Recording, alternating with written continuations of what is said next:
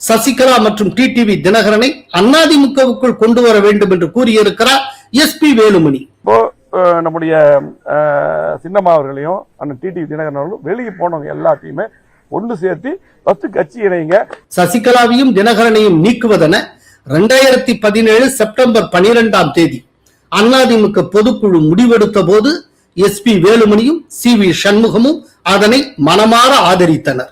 எடுப்பது காரணம் மாண்புமிகு அம்மாவுடைய மறைவுக்கு பிறகு இந்த கட்சியும் ஆட்சியும் இவர்கள் காப்பாற்றுவார்கள் என்றுதான் இவர்கள் நம்பி உங்களுடைய கேள்வி கேட்கிறோம். இவர்களை நம்பி இவர்களுடைய பொறுப்புகளை கொடுத்தோம். இவர்களை நம்பி நாங்கள் இருந்தோம்.